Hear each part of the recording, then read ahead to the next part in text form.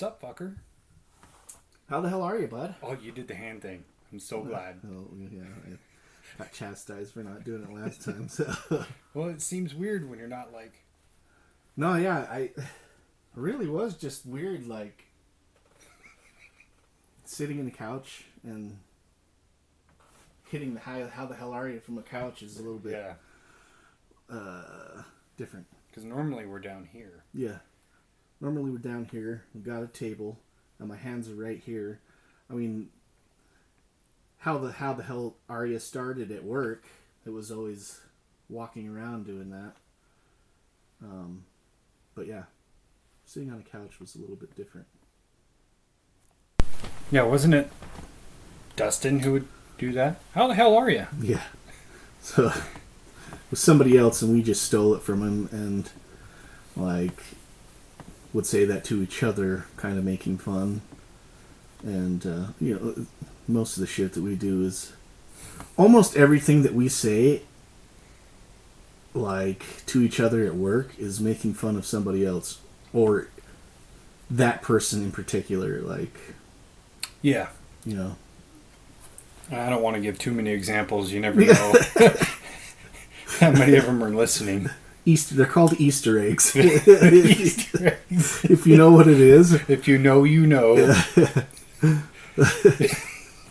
I love that it's like, it's almost a language for us to just kind of silently roast each other. Yeah, yeah. You know?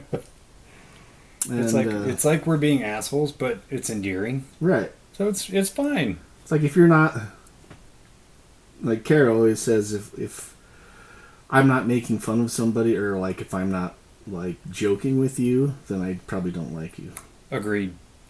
If I'm not teasing you or bullying you just ever so slightly, then we're not friends. Yeah, I mean, I have 5 brothers, and that's how we show affection to each other. You know, growing up, that's just how we always were and are. Yeah, still. That's what it should be. Yeah, family parties, like our families and our kids are all running around playing and stuff, and then like me and my brother sit there and just like roast each other. It's fun. It's great. I like it. Well, and it's also kind of one-sided because I've seen you roast other people, and I'm like, yeah, I don't want to be on the receiving end of that. My ego can't take it.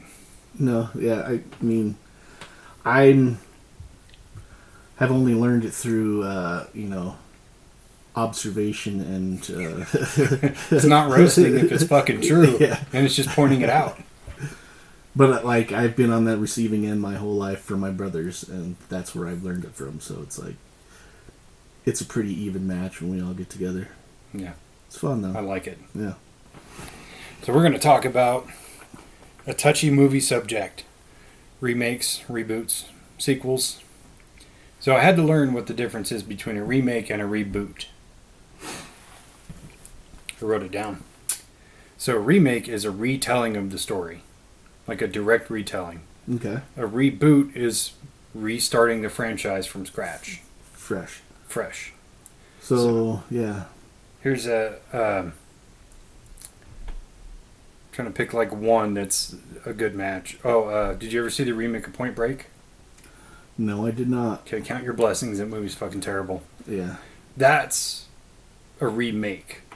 It's essentially the same story. Same movie. Yeah. Just different characters and somehow more poorly written. I'm not trying to be a hater on it. They were trying, and there's some really cool visuals, but the story was not there. The acting was definitely not there, and the plot should have stayed in the 90s. Yeah, I mean, it was a perfect movie, really. The original. I mean, you got Swayze, Keanu Reeves, Pre-John Wick Keanu Reeves. Tank Girl did. Oh, yeah, Tank Girl. Lori Petty? Yeah. Yeah. Gary Busey. Gary fucking Busey. Gary Busey is the ginger dead man. Is he really in that? Yeah. He's the voice of the ginger dead man. Have you seen some of the interview clips of him lately?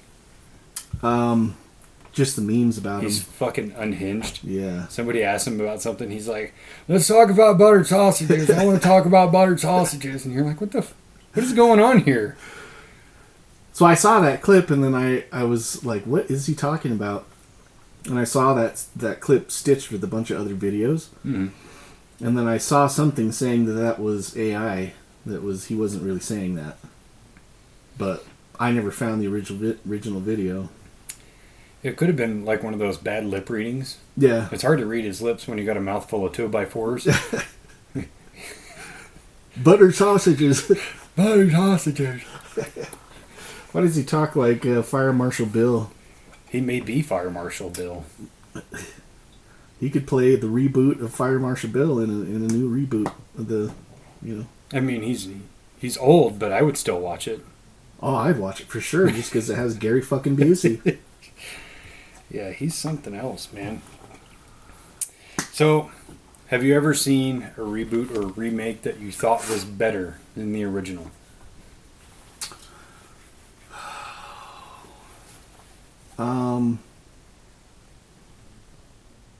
The Evil Dead. Is it better than the original Evil Dead?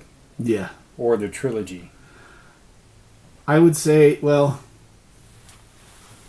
so the original Evil Dead is a straight horror movie. Yeah.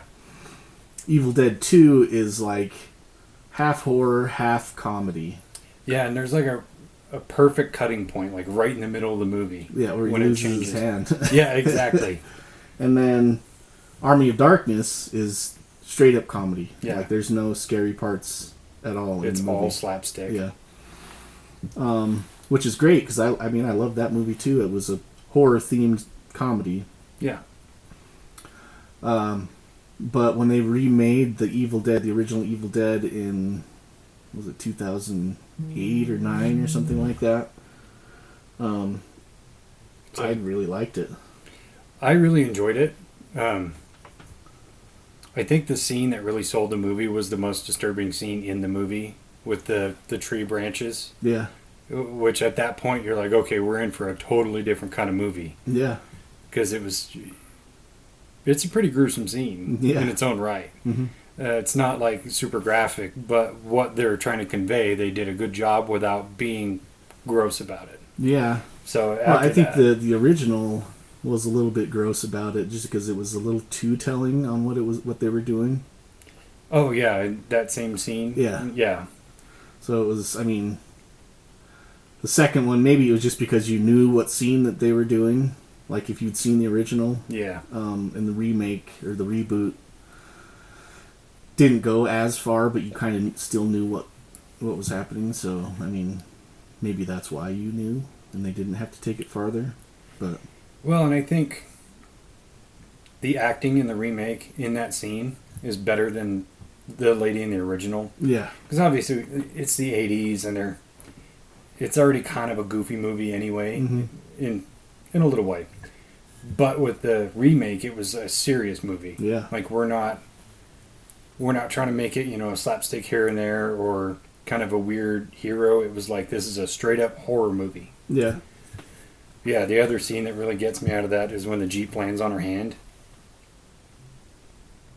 I can't remember it. Yeah, so it's like she's fighting like the demon outside and it's raining blood. And the demon like tips over the Jeep and she's trying to roll away from it, but her hand gets caught, and the only way to get free is she rips her fucking arm away and the hand stays there. Yeah. So yeah, I think that was a good reboot. Of course, it was different because it was the first time it was made was super, super low budget. Yeah. And I think it was one of Sam Raimi's first movies. And Evil Dead 2 is actually the same story. Evil Dead 2 is actually a reboot of Evil Dead 1. Yeah.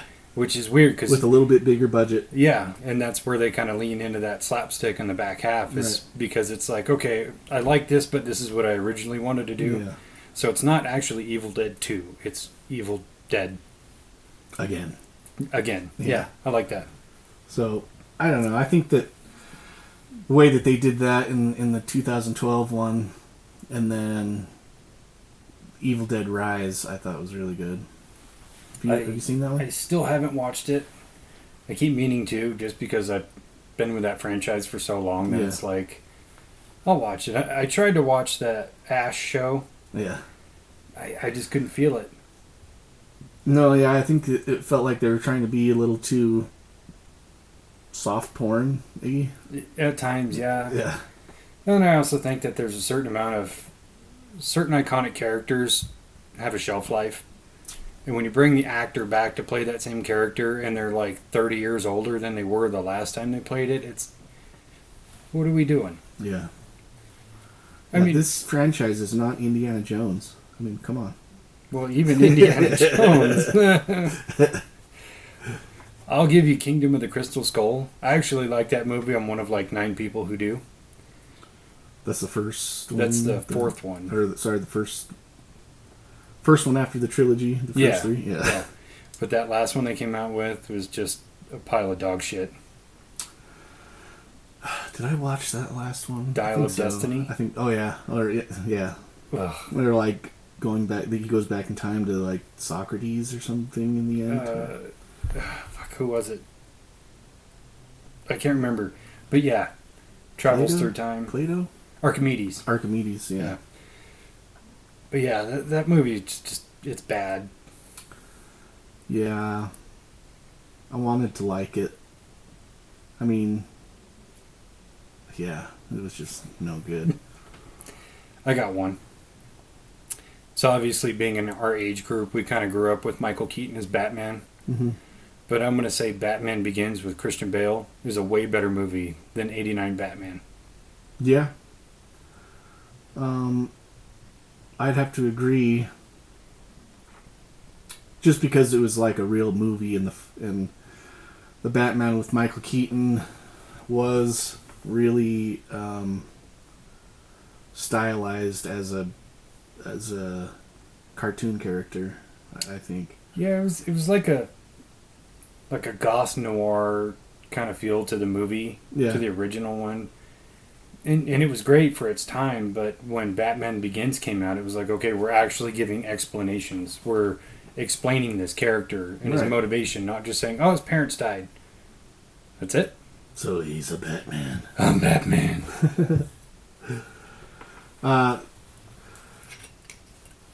Yeah, it's hard to talk about both reboots and sequels without taking into account all of the superhero movies, because like even Batman Begins was great, and then The Dark Knight Rises with the Joker with what's his name?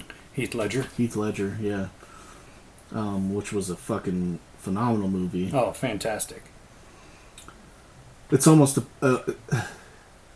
in almost all of those things, I think that the second one is a little bit better than the first, just because the first one, so many times it's like character building, origin story. Like most of the movie is the base for who the superhero is. Yeah.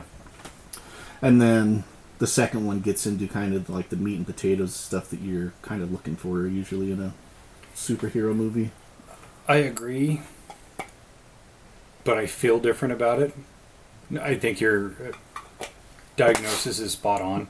But to me, because I like Batman Begins so much better than The Dark Knight, just because it was that origin story, and it had all these good reasons, and it had good like theology behind it, and you got to see him fail and fuck up and get hurt and do all these other things that we do as people. It made it just like a touch more relatable. The Dark Knight is an amazing movie. I just prefer Batman Begins. I think I do too, just because of Liam Neeson's is the shit, you know. And then what was the third one? That was The Dark Knight Rises. Oh, with Bane. Oh, okay. What's the second one? The Dark Knight. Oh, Batman Begins. Dark Knight Rises. Yeah. Okay. Straight. Which doesn't actually make it a trilogy. Why not? Because they don't share the same name. Really? Same with Rambo. The first Rambo movie is called First Blood. And then it's Rambo 2, 3, 4. I thought it was Rambo First Blood 2. Well, there's, Rambo First Blood Part 2. Yeah. But the first one is still called First Blood. I could be... No. Sorry. Totally wrong on that. Thinking of a different movie. I'm thinking of Indiana Jones. The first one is not Indiana Jones. It's originally called Raiders of the Lost Ark. And then they started calling him Indiana Jones. Yeah. But no, it is... Temple of Doom and then Last Crusade? Yeah. Best one of all. Yeah. I'll fight anybody. I don't care. That was a movie, one of those movies that, well, Temple of Doom we would watch quite a bit. And then we had it, like, recorded on a VHS tape. It wasn't even like the actual VHS. Like, it was on TV and we recorded it onto a VHS tape. That's what we did back in the day. Yeah. Poor people problems. Yeah. I mean, would it be a VHS tape with like 3 different movies on it? Yeah. So you have to like fast forward to the part where one ends and the other one starts. You just have to kind of remember the timestamp. Yeah. And just fast forward and check in on it every once in a while. Yeah. So that was another... But I don't know if that was written... Because they all... Well, I guess the third one came out a little while after. But I think there's a big difference between movies that are kind of written to be a trilogy or written to be multiple parts, mm-hmm. as opposed to a cash grab type movie like Home Alone Part 2, Lost in New York. Which I reasonably like that movie. Yeah. But all the other Home Alones that came after that just need to fucking stop. Yeah. Because I think there was like 2 or 3 more. Oh, yeah. Different kids. And they're garbage. Yeah. Well, and I think... Admittedly, I haven't seen the other ones, but... I know I've seen 2 more Home Alone movies after Home Alone 2. Yeah, after Macaulay Culkin was done, I was like, yeah, it's a no for me, dog. Well, plus I kind of aged out of it. I was like, no, these are cool. I'm not a kid anymore. I don't care. I'm not going to set booby traps. I'm just going to shoot those fuckers. I'm going to call fucking 911 and tell them I was abandoned at home. Come take care of these burglars. These burglars are trying to break in and molest me. And I need some backup. Stat. Like, right meow. Yeah, no, that series should have just been a one and done. Yeah. And there's so many movies that I think should have just been a one and done, but now they're big, long fucking franchises. Die Hard. Which, I like Die Hard 2 and 3. 4 was like, there were parts of it I liked. 5 was just garbage. But that still should have been a one and done. How many times can the same shit happen to the same guy? Yeah, well, even, like... In the first one, he's like running out of ammo, loses his shoes, fucking getting all banged and beat up. And he kind of gets beat up throughout the other ones, but like, I think in like the third or the fourth one, he's like flying a motorcycle, like shooting guns and shit, flying on a motorcycle. Dude, this guy's a regular fucking guy. He started out as, anyways. Well, there's a scene in the fourth movie, and that's where I completely just disconnected from the movie. There's like the enemy's big truck, their command center is mobile, and he's trying to go after it in another truck, and they like reroute a fighter jet to come take out the bridge to take him out, and somehow or another he ends up on the top of the fucking fighter jet, just like hanging on. Get the fuck out of here. Fucking surfing on it. I can do this because I'm a cop. I've been a detective for like 25 years. I can do this. Yeah, this is detective school. When do we learn how to surf on jets? Right after you learn how to have 19 gunfights in 1 week and not have hearing loss. Yeah, the first one's... Which one is the one where he's in New York? Is that the second one? That's the third one. That's the third one. Yeah. Die Hard 2. So that's the one that takes place in, I think it's Dulles Airport, where... Oh, yeah. Yeah. Yeah. It's like part of the airport is closed down for remodeling or something yeah, like that. And it's Christmas time, Yeah. so it's packed. Yippee-ki-yay, motherfucker. Yippee-ki-yay, motherfucker. Yeah, that franchise went on way too long. Have you seen the RoboCop? I'm going to call it a remake. Yes. Did you like it? Yeah, I didn't like the original. I mean, we watched it all the time. You didn't like the original RoboCop? RoboCop? A super great movie. I mean, I don't know. It was a movie, and it looked good. I didn't really care about the movie. Interesting, because that's one of those weird franchises that, like, I think so many people have so much reverence for, because Really? it was so unique at the time with all the satire and just the fact that that movie got made with the title that it has, RoboCop, is a fucking shocker, Yeah. right? But I think because it was so clever and unique at the time, excuse me, that movie is so well loved. And so when they came out with a remake, everybody automatically just hated it without seeing it. And I watched it and I went, it's not a bad movie if you can think about it as its own movie. Yeah. Don't compare it to the original. But it was like there were certain things that the original had that movie didn't have, like the ultraviolence or the satire or anything like that, that kind of needed to be there to make that movie work. Yeah. Otherwise, it was just a boring resurrection revenge story, and yeah, like all the villains were forgettable. And Yeah. but the guy who played RoboCop did as good of a job as he could. Yeah. So I didn't hate it. I didn't hate the movie. I just didn't really. I mean, I watched it, thought it was entertaining, but like I didn't really try to watch it again or anything. It was like the first one was like we would watch that movie just because there were certain lines in the movie that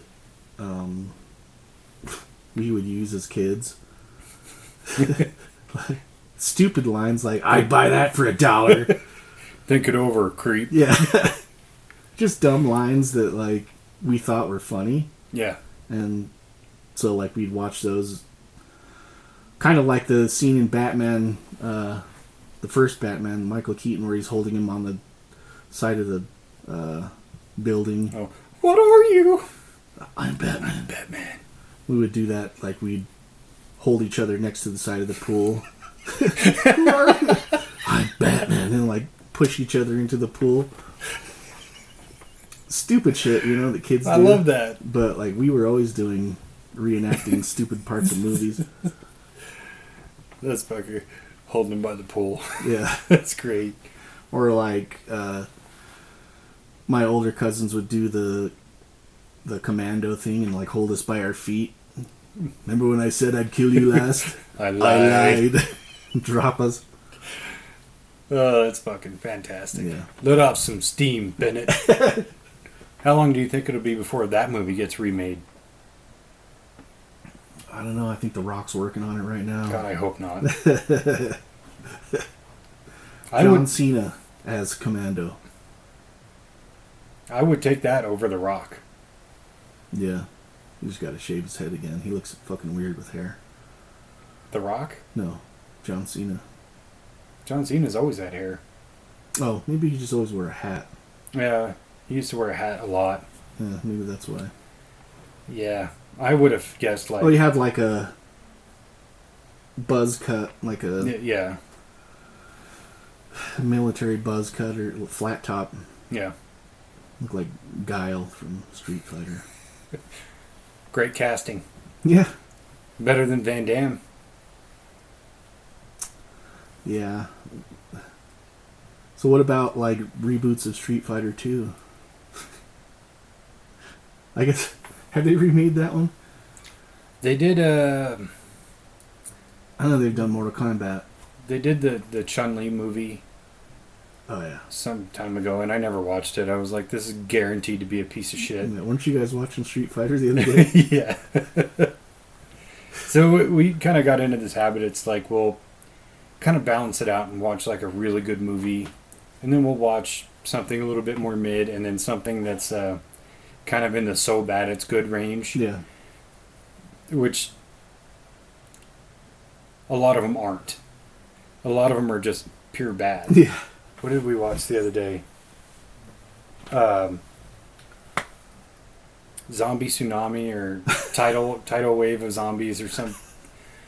Holy shit! Zombie NATO or something. Yes, it was literally the same cast as Sharknado. It was a sci-fi movie. Ian Ziering is. It was Ian Ziering. Yeah. It was so bad. Like this one dude. Oh my god, he was like the crazy prepper guy in the movie. And anytime he would encounter like a new character, he'd break out his taser. And it's like the little tiny one, like the one that I have. Yeah. It's literally the same one. Just enough to make you go, ow! Not enough to actually kill you. And so at one point, Ian Ziering has this like weird double-bladed, like long knife thing. And then he straps the taser to it so it electrifies the blade. And he's like zapping zombies with it. I'm like, get the fuck out of here. This movie's so dumb. So they've redone, speaking of zombie movies, they've redone Night of the Living Dead a few times. So they did Night of the Living Dead, and then there's sequels to them too, also, like Return of the Living Dead, Dawn of the Dead, Day of the Dead. But they've remade the original Night of the Living Dead 3 or 4 times now, I think. Sounds about right.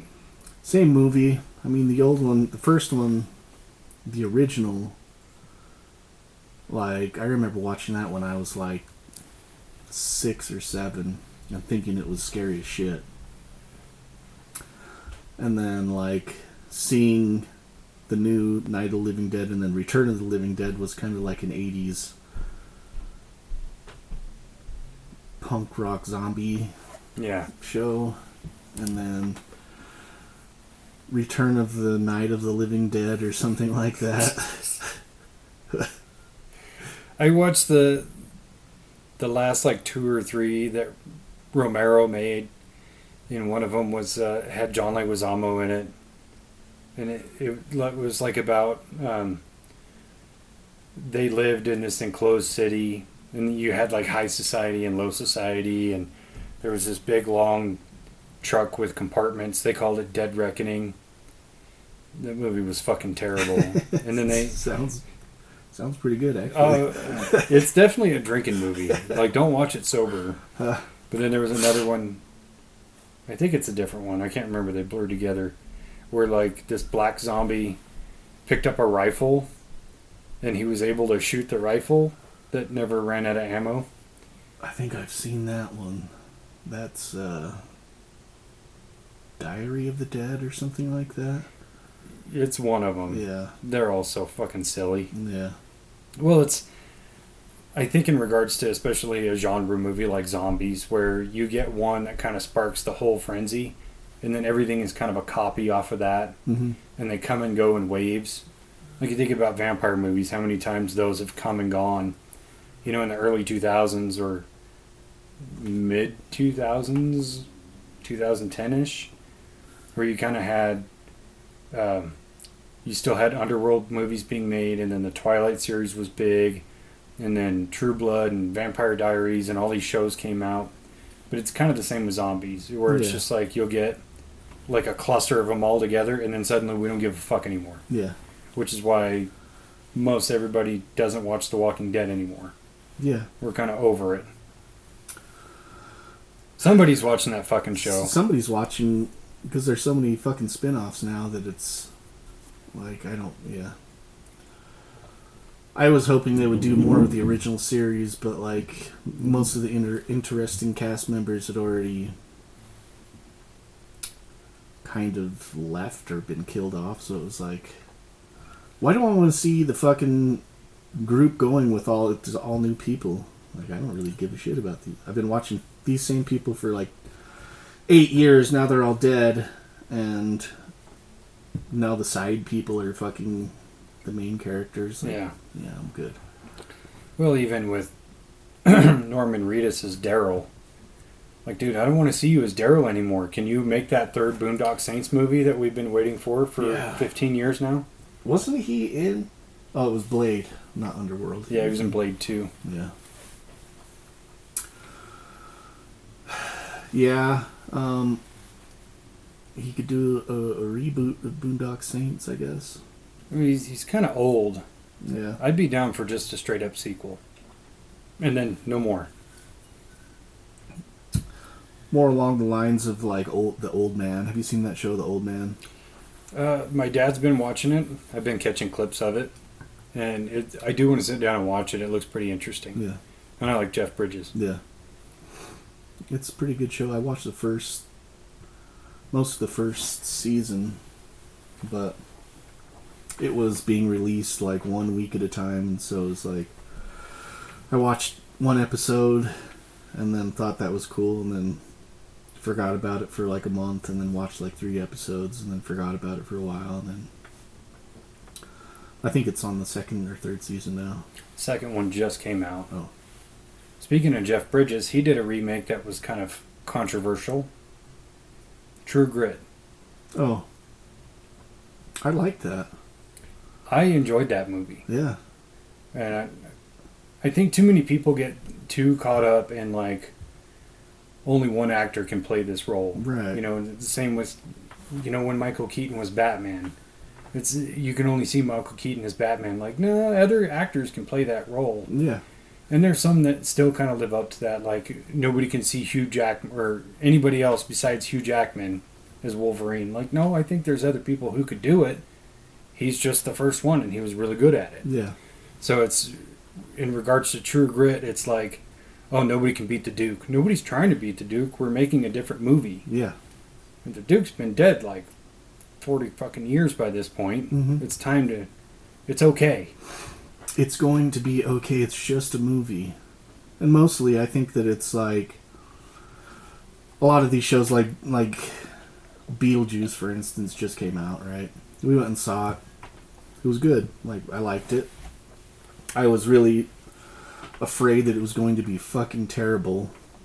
But it wasn't. It was good.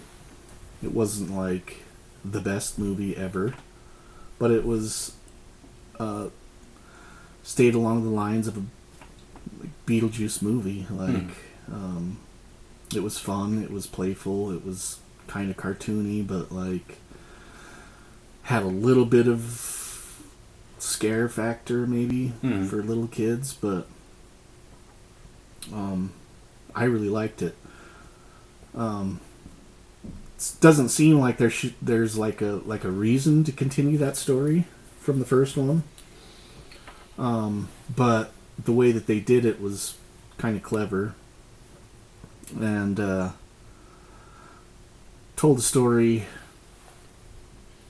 in that genre with all the same people, most of the same people, and then like director and music, and it's all there.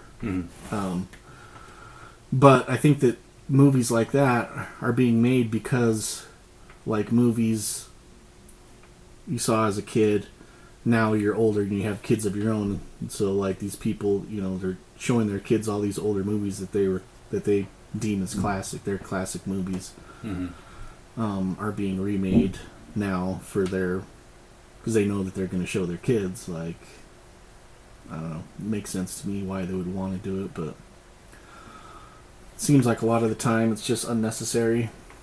Yeah, and with Beetlejuice, I haven't watched it yet, but kind of going back to that point earlier of when an actor returns to a role 30 or 40 years later, and they don't have the same like energy or feel. Because I've only seen the previews, and Michael Keaton he's like 73 years old. Yeah. And his voice reflects that. His face looks like he's older, even with the makeup on. And you kind of go, he looks deader. He actually looks dead. But to that point, though, he also played Batman again recently in the Flash movie. Oh, really? Oh, you haven't seen that? No. So it's like the Flash goes back in time to try to save his mother from being murdered, and it alters the whole timeline. And so he tries to go to Bruce Wayne's mansion, Wayne Manor, to get help from Bruce Wayne. And come to find out, it's not the Ben Affleck Bruce Wayne that he knows. It's actually Michael Keaton's Bruce Wayne. And so he's Batman again in his 70s. And there were some really cool action scenes, and he actually does a really good job. But that was like, okay, you make-uped him up, you gave him a hairpiece, and did what you had to do to try to make him look younger. And you had a stunt double do all the actual fighting and shit. So you kind of believe it. Yeah. But when you fully see that person's face and you're not trying to hide it with a stunt double or whatever, you go, okay, Michael Keaton's looking old. Yeah. I mean, he definitely did look older in the Beetlejuice movie. So I recently watched a reboot. And I told you a little bit about it. The Crow. Oh, yeah. I really went in there with an open mind. Like, okay, let's see what this is. You know, I'm not going to compare it to the original or even the shitty sequels. I'm just going to let this movie stand on its own. I could not find anything I liked about that movie. Yeah. It was so bad. It was poorly written. Nothing really made sense. He didn't actually, like, become the Crow until the third act of the movie. Really? Yeah. Like, he had the powers and shit. They didn't even die till, like, 45 minutes into the movie. Which, in the original Crow, they didn't... Eric Draven's character was dead in the very first scene. Yeah. And then Shelley Webster's character dies subsequently after, but you don't see it. They just say, oh, she was in the hospital and she died 30-something hours later. Right. But it's like he... Which kicks into the movie, like why he's got to seek revenge. And why yeah, he's they go the Crow. fucking right at it. Yeah. But in the remake, it's like 45 minutes of him and this not great actress pretending that they have chemistry and they really don't. And she's the main character of the movie until she dies. And then, what's his name? Bill Skarsgård character finally, like, is the main character, and he's kind of a whiny bitch the whole time. And he doesn't do anything right. The stylizing, the fact that the Crow itself, the bird, is barely even in the fucking movie, all of it was just sucked. You know who the director was for that? It was the same guy who directed Snow White and the Huntsman. Oh. In like one or two other noteworthy movies. It just, nothing about that movie worked. Yeah. Not his stupid mullet haircut, or his weird fashion choices, or the dumb tattoos. I haven't seen it, but it sounds horrible. It's a drinking movie. It's a drinking movie. No, Izzy kind of wants to go see it. Maybe we'll wait until it comes out on Prime or It's something. Streaming already. Oh, is it? You can rent it right now. Maybe we'll just wait until it comes on Hulu next month or something. Crackle. Yeah. When it's on Crackle. Peacock. Hey, Peacock's just slightly higher class than Crackle. Dude, Peacock has some fucking pretty good shows on there. They do. They have Yellowstone. Yeah. That's a big get. Yeah. They have Yellowstone, and I just finished Ted, the series. How was that? Fucking Is it good? pretty funny, yeah. So the other day when we were talking about it and your kids were in the room, Yeg made a great joke about it that I couldn't say at the moment because the kids were in the room. So you know how... probably going to get some hate for saying this, but you know how in the original, Shelley, the Eric Draven's fiance, she's, raped and murdered. In this one, there's no rape. And me and Yeg went and saw it, and when we came out, he's like, dude, she was so ugly, they didn't even rape her before they killed her.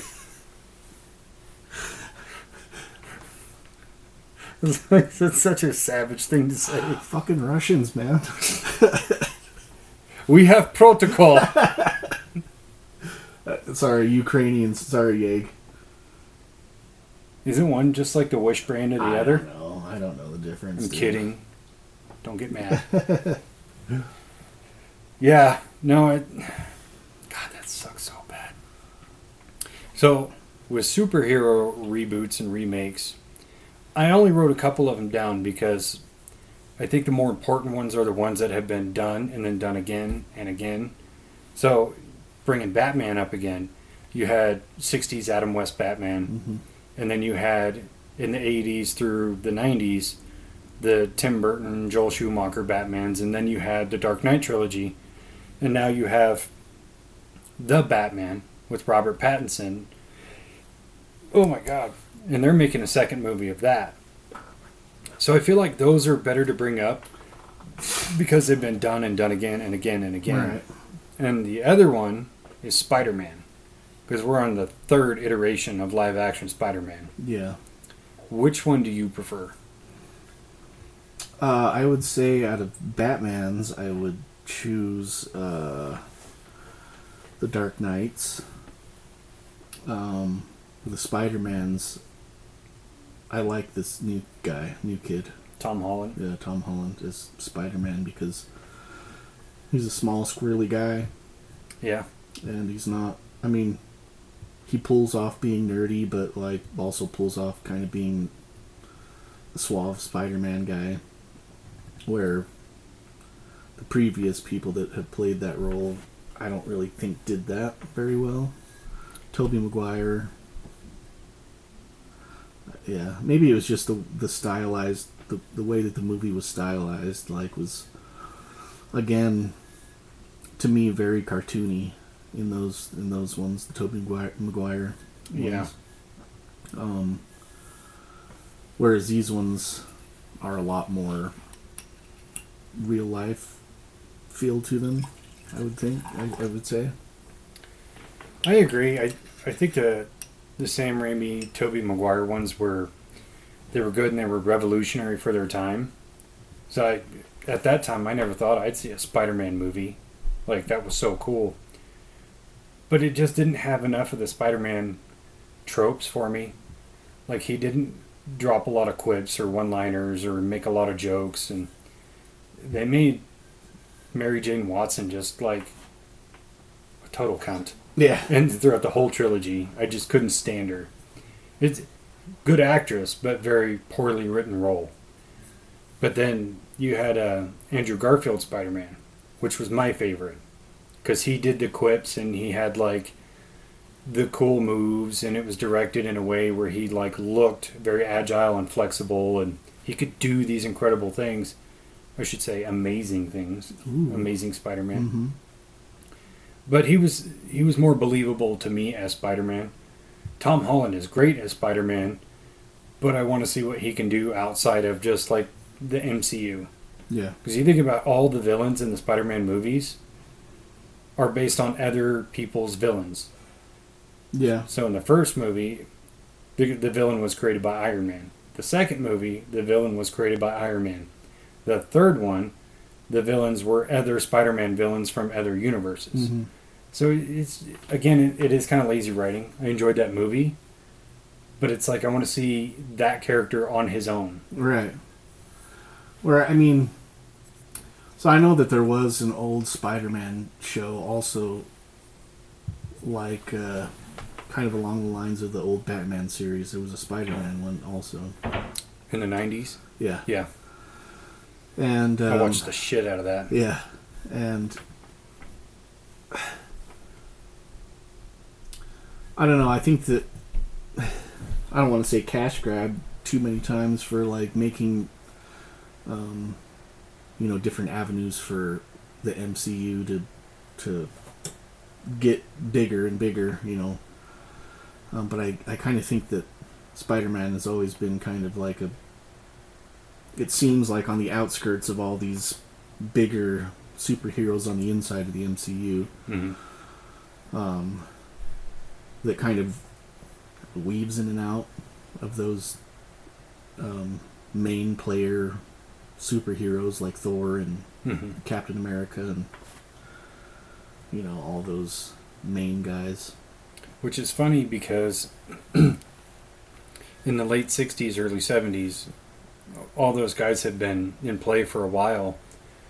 But the reason they created the Avengers was because those individual characters' comic lines were suffering financially. Yeah. They just weren't selling. So Stan Lee was like, let's put them all together. And now you have the Avengers. And now in this day and age, they're like the top guys in Marvel. Versus at that time, it was Spider-Man was still like the top guy. But then X-Men was next. And they had all these other flagship characters that they relied on. The B squad was the Avengers. Now they're the A squad. Yeah. Yeah, I used to, when I was a kid, X-Men was a cartoon that was on. I mean, I guess when I was younger, it was like DC Comics, like the League of Justice. Justice League. League, like Superman and Wonder Woman cartoons that we had watched, and then kind of into the 90s, it switched into the X-Men were the big cartoon series that was on non-stop every day, couple episodes a day. So yeah, the X-Men were huge, and now it seems like the X-Men movies haven't done great. Most of them. I mean, they hit and then just really quickly fade away. Except for, like, Wolverine movies, which, the rest of them are kind of like... Can't really name another X-Men, really, that's like a big name. Standalone movies. Did you watch Deadpool and Wolverine? I haven't seen it yet. Oh, man. You're in for a treat. I know. I keep Stitch asks me every day. Have you seen that yet? Did you go watch it? Of course he did. Like, he's a huge nerd for Deadpool. Yeah.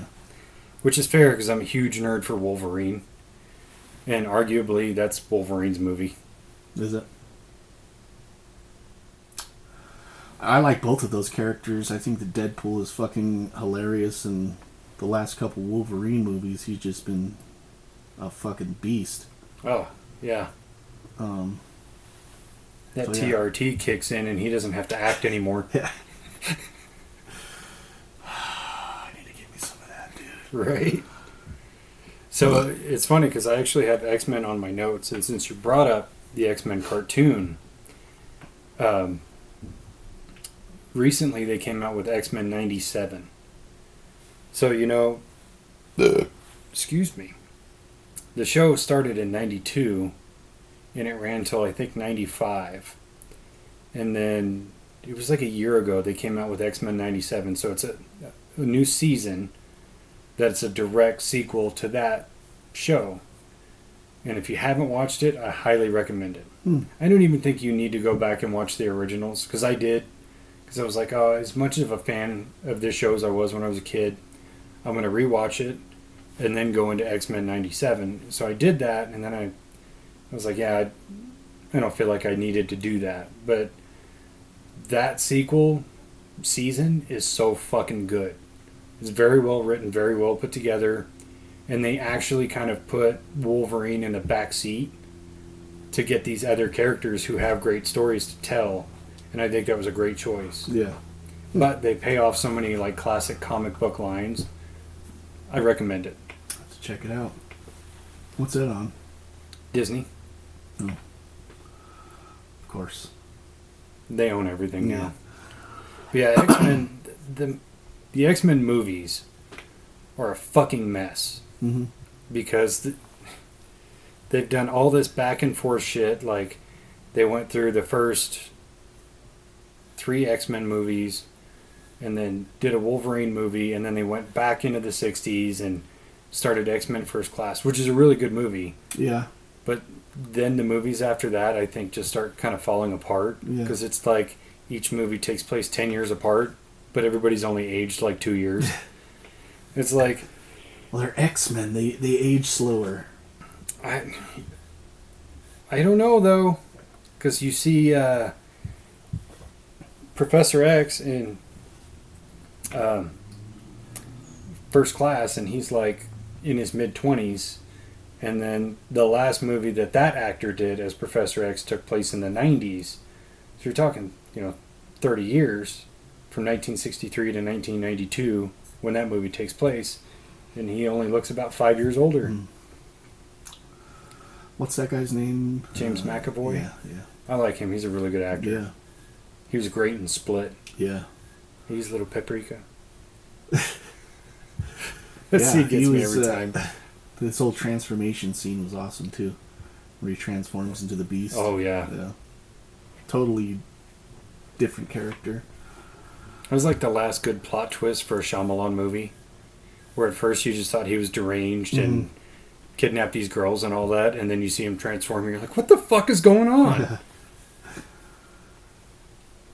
Yeah, we've talked about M. Night Shyamalan. Shyamalan.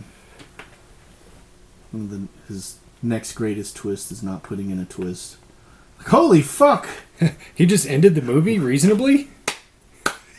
Slow clap.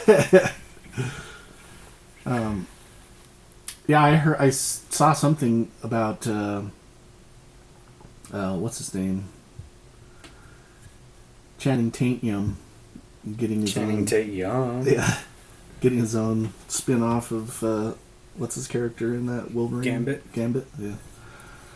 So that'd be interesting. So that's kind of fun mythology within the movies. Is he was going to do a Gambit movie, and then they pulled the plug on it, so he never got to do it. And spoiler alert, he's in Deadpool and Wolverine, which is a really cool cameo, and he's only in it for 8 or 10 minutes. And there's a couple other really cool cameos in there you're gonna like. Yeah. But now that kind of drew fans in to go, oh shit, he can do this role. Now people wanted to make a movie. But I'm kind of like, I'll watch it, but I think you could probably find somebody else. Yeah. I was thinking for a superhero, you should cast them a little bit younger so they can play that role longer. It's a good call. And fucking Tony Stark died out pretty quick. I guess he played Iron Man for what, 15 years? 10 years? 10 years. But he was in his 40s when he was cast in that. Yeah. He was like 41 or 42, which he looked great. Yeah. He looks way better than I do at 41. Than I will at 41. Yeah, I mean, you got like 11 more years to go. 12. Gotta get one of those fucking heart things. And that TRT that Hugh Jackman's on. Hugh Jackman. You can't spell Hugh Jackman without HGH. What other superhero movies do you have on there? So those are the only ones I really had. Here's one, Nightmare on Elm Street.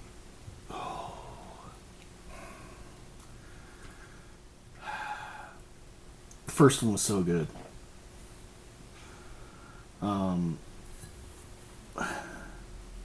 Can't remember the second one,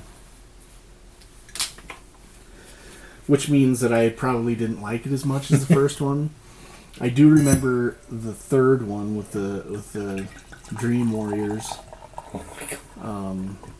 Just because it was so fucking cheesy.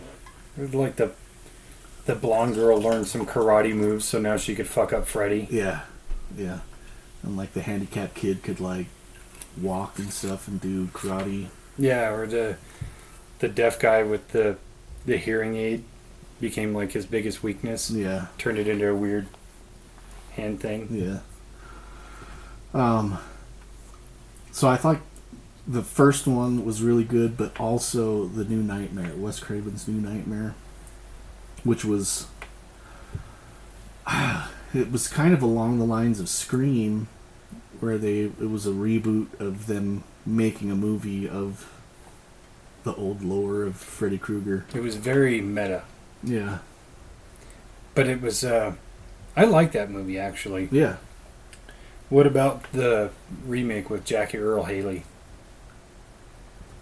I liked that one also, but maybe it was just because I watched the original at such an early age, and a lot of those things like you never really seen before in a movie, like the body bag getting dragged through the high school, just creepy, eerie things. With and a hand like up through the bathtub. the hand up through the bathtub, and like being pulled into the bed. The Freddy Krueger on the wall behind the bed. Ooh. Like, just the creepy stuff that you kind of think about being a nightmare. Like the blood spraying out of the room, and then she's kind of rolling all across the ceiling and shit. You hadn't really seen that stuff in movies before. No, and I think with scenes like that, where thinking about filming that scene, and you can't quite wrap your mind around how they did it, where it just kind of defies all your sense of logic, makes that scene even better. Yeah. Because it's scary innately, but then you're like, how could they have made this? You know, and it makes your mind feel like it's more real. Yeah. Because you can't understand it. Yeah. I know how they did it now, but yeah, they do it on Saturday Night Live. They've done it on Saturday. I think Billie Eilish did it on Saturday Night Live. Oh, was she bouncing around? Yeah. Basically, just a room with a camera that's attached like this, and they rotate the whole room and the camera at the same time. Yeah. But what always boggled me about that was the dude in the bed was always in the bed. And he's just sitting up like this, watching her bounce around. He's actually strapped down in the bed. Yeah. And then just hairsprayed the fuck out of his hair so it didn't go up. Is it Johnny Depp at that point? He was in that movie, but that wasn't him. No. I know he's in the beginning. He gets killed off pretty quick. I think he might be the first one that dies. Yeah, I think it is. He's the one who gets pulled into the bed. Yeah. Which, side note, he has his TV on the bed with him. Fucking weird. I have that every night on my chest. Just yeah, that's a phone though. This is a full fucking tube TV. Thing probably weighs 45 pounds. You're getting sucked down into the bed hole from the TV. You're just like, no, get out of there. Drop the TV in there. Freddy's like, ow. Yeah. So yeah, for me, the original one just has, or me thinking about the original movie has more of a,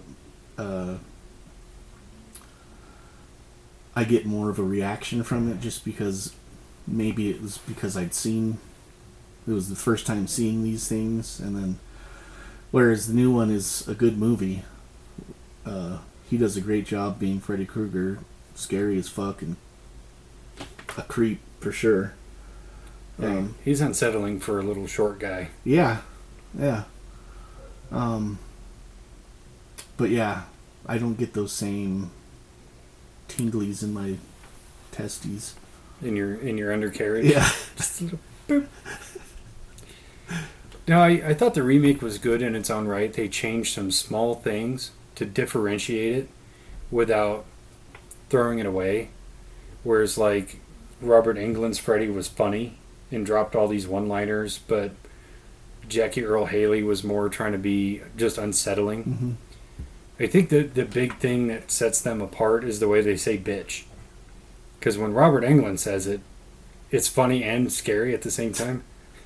You're in my world now, bitch. But when Jackie Earle Haley says, he's like, bitch. Are you insulting me?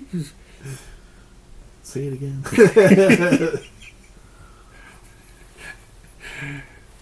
You think you could throw him off? If he's like, you're in my world now, bitch. Harder, daddy. Wait, what? Like Scary Terry on fucking... Oh, bitch! Not at the table! I spent so much time chasing people in their dreams, I forgot to chase my own. You can run, but you can't hide, bitch! Wait, has anybody actually tried hiding? That was the scene that sold me on watching Rick and Morty. Yeah. Because I saw that and I was like, I'm in. Yeah. That and then the fucking Inception one. Oh, yeah. And the heist episode.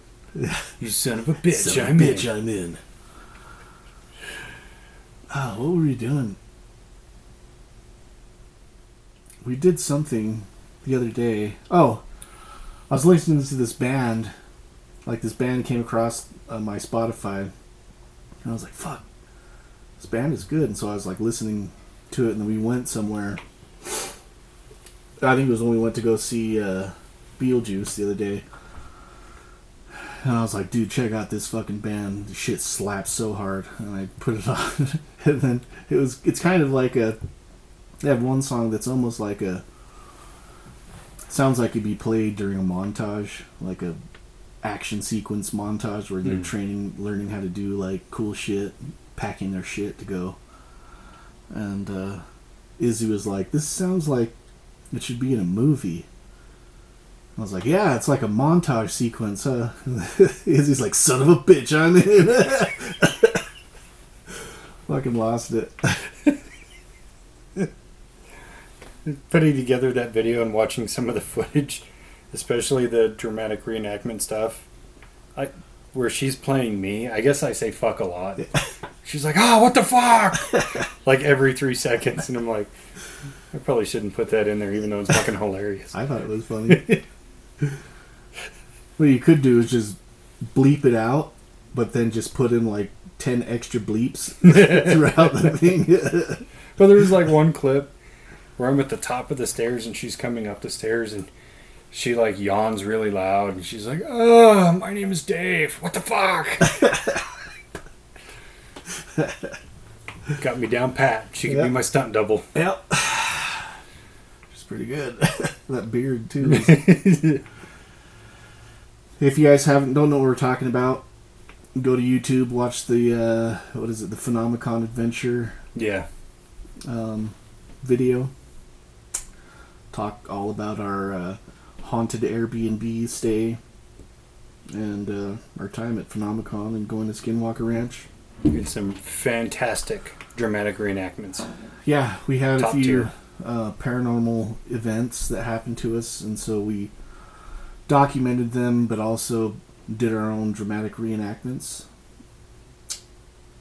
It's pretty tight. I watched it today. Well, most of it today. I've seen it about 85 times. Do you think it's pretty tight? I'm very happy with it. Just because of all the turmoil I had to go through to make it, but a lot of that was my own mistakes and learning curve.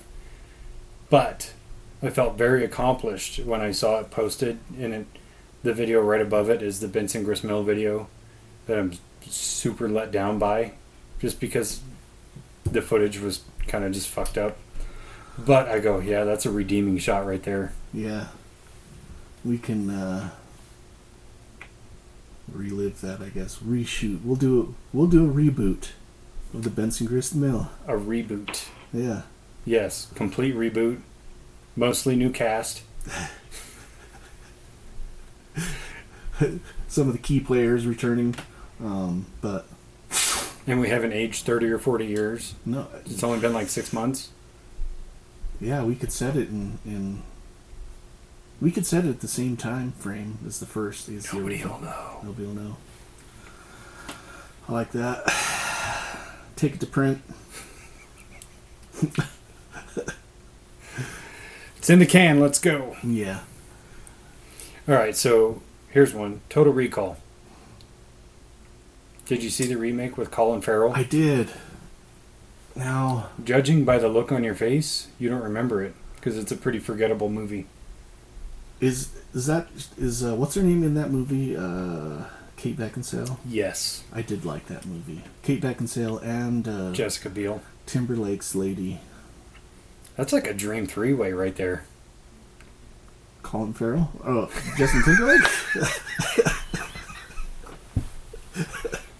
Yeah. I mean, let's not put labels on things. I actually did like that movie. Mostly because it looked really futuristic. Like, it had a really futuristic look. The aesthetic was great. Yeah. And a lot of the acting was good. But I think it was a story that didn't need to be retold. Yeah. But the fact that they weren't on Mars, like they were in the original, takes away a big part of it for me. Yeah. Yeah, I can't remember the end. Were they in this big spaceship in the end? No, there was a transport ship that would literally take you from one end of the world to the other. Oh. Because like all the rich people lived on one hemisphere and the poor people lived on the other. That's right. But yeah, that was a cool scene, cool action scene, because you had a moment of zero G, and so they're trying to fight in zero G, which was pretty dope. But that's like the only memorable action scene.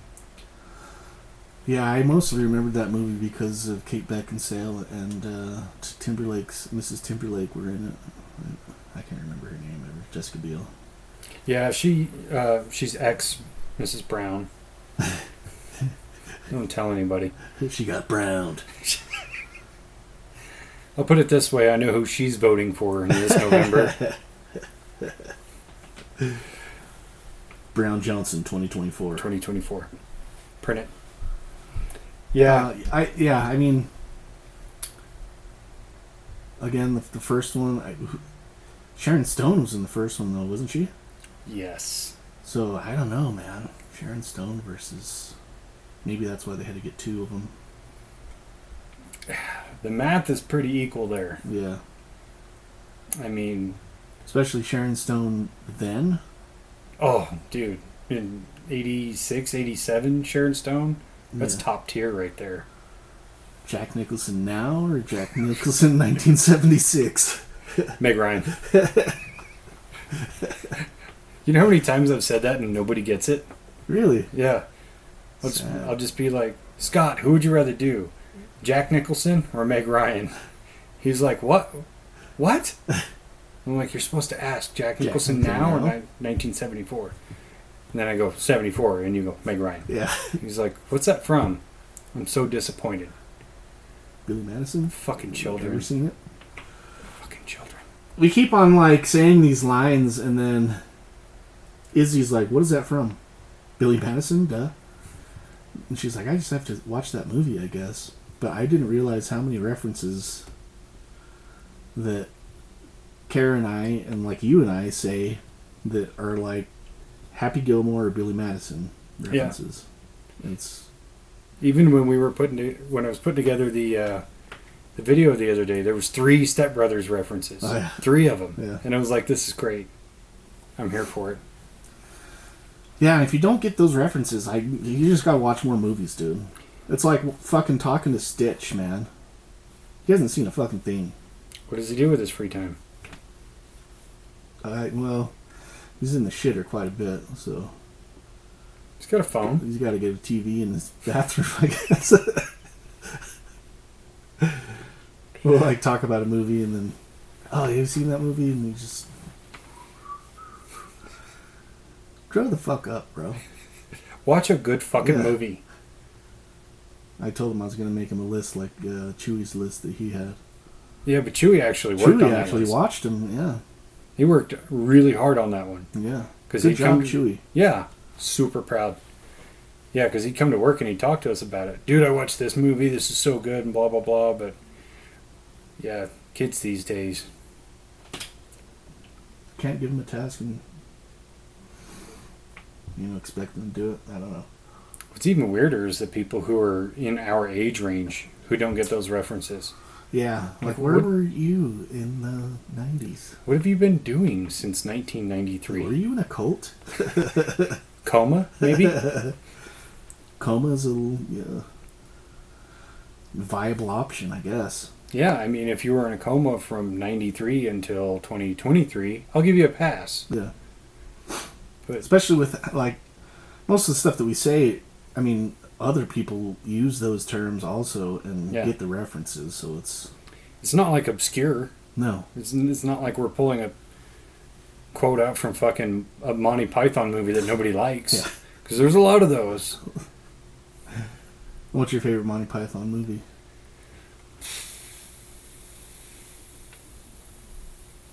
That's tough.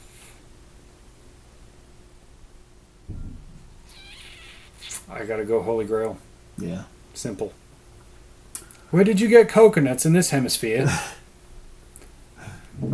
I really like the Holy Grail, but I also really like Life of Brian, and I sing that song almost every day at work. Like if something goes bad, always look on the bright side of life. Pat will start laughing, and Stitch just like, what is that? Why do you keep singing? Don't worry about it, bro. I really wish we could have videoed that episode he was on. Yeah. So you could see the mannerisms. Scott said it best because I guess Colby was ripping on Scott's laugh. Because, you know, Scott, he's got a funny laugh. But, like, he was ripping on Scott, and Scott's like, yeah, at least I don't laugh like the Cowardly Lion.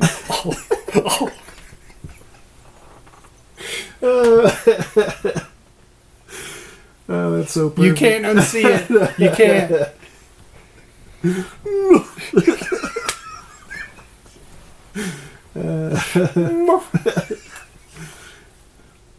Yeah, I get it. Good job, Scott. Like one for Scott, dude. I feel bad now talking about him like we did on the last video. We weren't talking bad, but No. he kind of deserved it. Yeah. I don't feel bad, actually. I'll take that back. Yeah, me neither. So what about... Here's one that's been remade twice. A Star is Born. Oh. Honestly, I haven't seen the original. I've never seen the very first one. I haven't seen the first one or the Barbra Streisand one. I've seen it. It's good. Chris Christopherson is good in it. But Barbra Streisand is just like watching paint dry to me. I know she's critically acclaimed, but it's just like she's a decent actress. Her singing is not that good, and she's hard to look at. Yeah. I'm sure she's a lovely lady.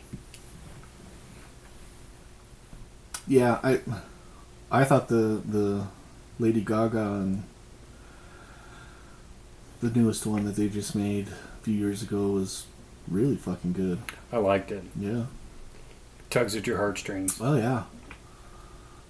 Kara and I were watching it down here, and we just had the projector on the wall right here. Oh, nice. We were watching it, and it like gets towards the end where he like is like around the time where he's killing himself, and I'm just like, I'm gonna go get some more popcorn. You need anything? And then like the part where she actually sings the last song. Oh man, I fucking lost it, dude.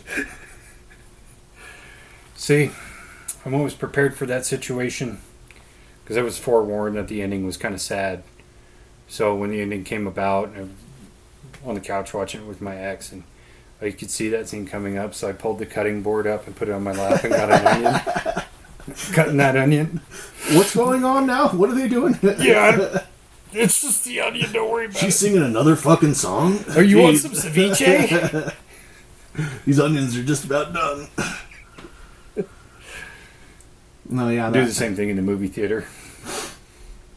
I'll have to try that. Like, just start making some fucking breakfast burritos or something. Dude, just take an onion with you wherever you go. And then if you don't like the movie, you fucking throw it. Somebody pisses you off, throw an onion at them. Yeah. If you're in the theater, somebody's on their phone, pelt them with an onion. Yeah, I like that. Follow me for more TED Talks. You can also, I think it'd be more interesting to, like, cut it and then just, like, fake cry in like, the weirdest moments in some other movies that aren't sad or anything. You're just watching a comedy and everybody's just laughing. You're like, yeah! Like the Dumb and Dumber guys crying about the fucking bank commercial. Wiping their tears with $100 Yeah. bills. Speaking of which, there is a prequel and a sequel to Dumb and Dumber. Should we just go ahead and say that Dumb and Dumber was great and the other two are garbage? Yeah. But I did watch the prequel probably about 50 times just because there are certain parts of that movie that are really funny. There are saving grace moments, and I'll give it to those two actors. They actually portrayed those two characters like they had been watching Dumb and Dumber the same way I did. Yeah. So they had it down. Right. It's just the jokes weren't that good. Yeah. I can't remember if they actually set it in like the 70s or something. Yeah, it was set in like the early 80s. Was it? Yeah. Yeah, even that I don't remember. So yeah.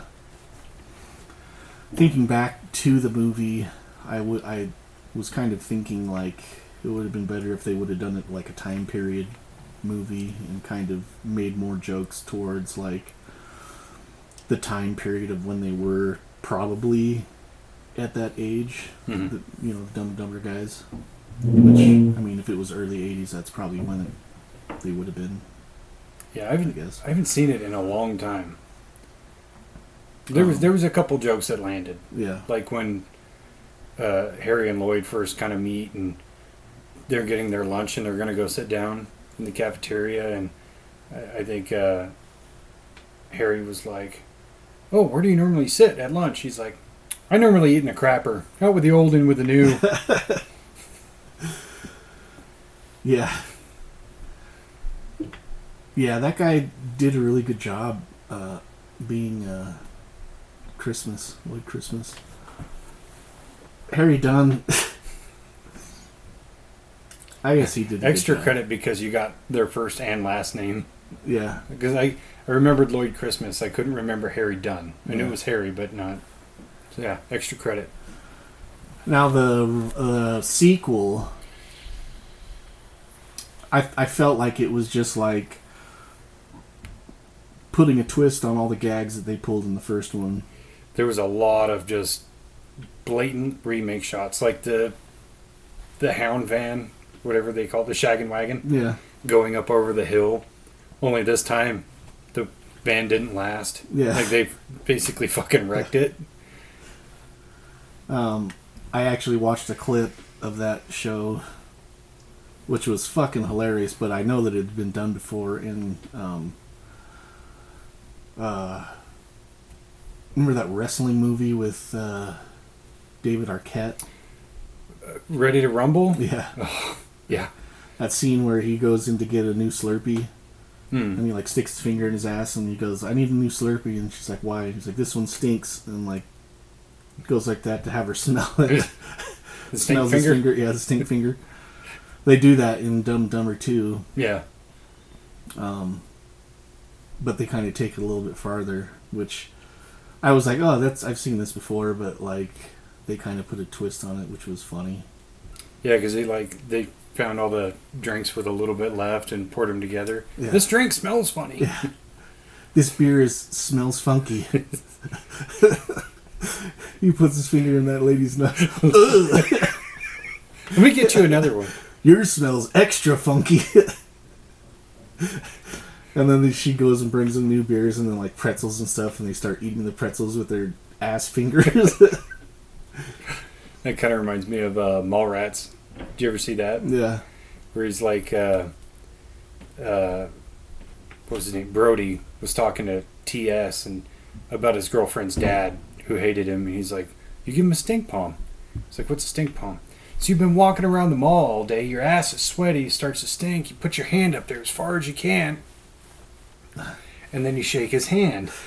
But so he does that, and he gets some chocolate-covered pretzels, and he's like, "Here, have a chocolate-covered pretzel," and like smears it into his hand. And then he's like sick right after. Yeah. The one most memorable line from the sequel to Dumb and Dumber 2, whatever it's called, and I still use this phrase to this day. They're like in this this big room where this lady's giving a speech about something scientific. I can't remember, but she was, an attractive gal, and they're both like, "Oh, this is so boring." And then one of them yells, "Show us your tits!" And the other one goes, "Both of them!"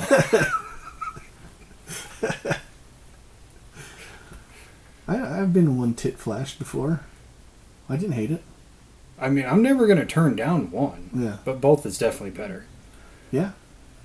I don't know if I've ever been displeased with being flashed. I have once. Yeah. We'll talk about it later. Oh. What was his name? No, it was she. I want to say all boobs are beautiful, but they're not. Okay. Wow. That's a weird, yeah. Huh. So anyway, remakes and just gonna let me simmer on that one, huh? I'm the one that's simmering over here. My head is boiling right now. I probably shouldn't tell the story. My mom's gonna listen. What about Disney live action remakes? Oh. I don't think there's been one that I've... Let's see. Actually... Yeah, I don't think there's one that I've actually liked. That I can think of. I think they're all pointless. Yeah. And The Little Mermaid was terrible. I didn't watch it. I hate to poke fun at somebody's physical characteristics. But the gal that they got to play Ariel, her eyes are way far apart. There's the fishes. They're so far apart, I don't think she's ever been able to thread a needle. She's just like... I'll put it this way. She couldn't be a softball player. There's not enough depth perception. Yeah, I haven't... my kids have watched it, and I've kind of walked in to, like, scenes, and I'm just like... Why are you guys watching? You know you can watch the original one. And it's way better. Yeah. Which, it's a carbon copy of the story. Yeah. And, like, I know everybody wants to throw a fit about the race swapping, which I don't care about, but it's just make it make sense. Yeah. You know what I mean? Not everybody's a different race for whatever reason. Granted, they're mermaids. They're not bound by bloodlines or anything like that, I assume. I don't know how fucking mermaid I would DNA think works. maybe if they spent most of their time underwater, they'd be kind of a grayish color. Or green or... Greenish. Yeah. Gray, green. But it's like Ariel's black, and then she has an Asian sister and a Latino sister and so on and so forth, and it's just like the whole movie feels like... Well, her dad is getting around. Oh, exactly. World, you know, he's the king of the ocean people. Well, he's played by Javier Bardem. I don't know who that is. He's you've seen Mother? Yeah. He's the husband. Spanish guy. Is he the one he's like kind of a big guy? Yeah, he's a fairly big dude. Maybe he just has a really big face. He does have a huge face. Okay, yeah. Yeah, I mean, he probably runs through a lot of face moisturizer. A lot of distance to cover. Goes through 2 razors per shave. Like... Yep, that one's done.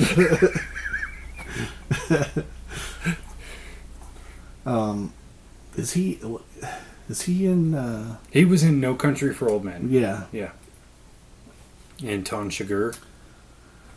Was he in one of the Pirates of the Caribbean movies? Yes. The last one. That's what... So I'm thinking like he's kind of a scary underwater person. So that's not in Little Mermaid. No, it's the on Stranger Tides. No. I can't remember, the last 2 suck so bad. So bad. Man, I really like the world that they've created for the Pirates of the Caribbean, but like the movies were like every single one I went to like super excited to see what they were doing, but they were just so boring. Yeah. That I don't know. Oh.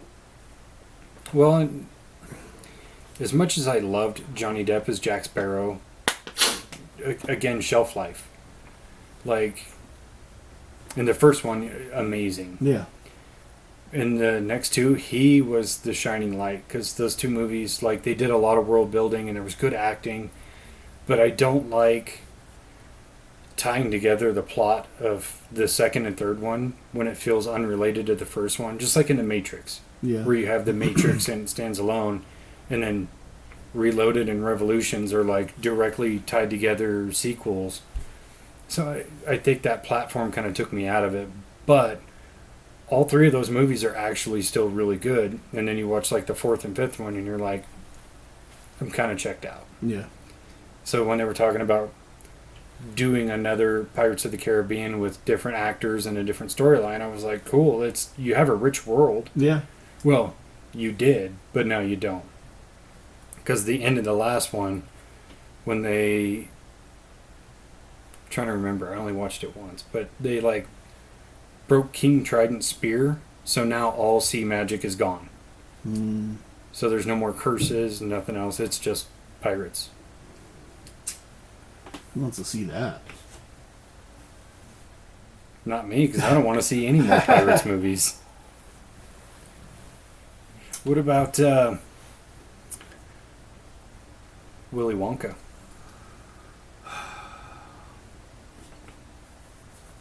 Again, you run into the fucking problem of, Johnny Depp. It was such a weird character that he played in Willy Wonka, as Willy Wonka. The Amazing Chocolatier. Yeah. Yeah.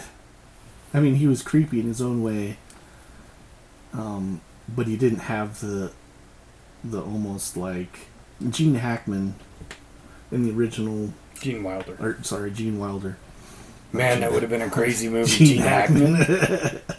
I would love to see That's that. a whole different movie, boys and girls. Gene Wilder had kind of a wild, endearing factor. Like, yes, he was like offing these kids one by one, but in the end, he really cared about who was going to be the right person. And Johnny Depp didn't seem to have that, like, I don't know, connectability. I haven't seen the new what is it, the Oompa Loompa movie? Wonka. I think it's just called Wonka. Oh, yeah. With Timothy Chalamet. Yeah. I watched it. It's an entertaining movie. It's good. I get taken out of it because Timothy Chalamet looks like the girl from Stranger Things. And I'm like, I can't tell them apart. Yeah. He's a decent actor. I'm not hating on him, but it was a cute little movie. If you think about it as like early Willy Wonka, it works. Yeah. It's very cartoonish, but it's still fun. Yeah. Yeah, I can't remember. And I don't know. The original Oompa Loompas were so cool. Like, their songs were super catchy. Yeah. And they weren't doing fucking techno beats, So. Well, and it was cool because they actually hired little people for that movie instead of just like digital doubles of the same guy. Yeah. Yeah. Which he was cool, but I think he was kind of misused. Like, he would have been better suited in another movie in some way. Yeah, I didn't hate the remake, but the original is just so classic that it's like you never saw anything like it. And yeah, Gene Wilder's version, he was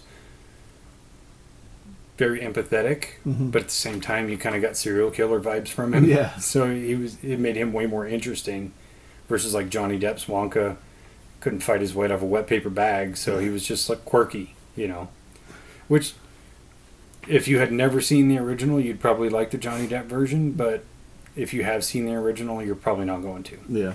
I think even kids these days could watch the original first and go, yeah, this is a way better movie. Yeah. I mean, the candy looked way more cool in the... I don't know, man. The main room with all the candy in the first one looked a lot more like a Wonderland than the second one looked more factory-ish. Like, yeah.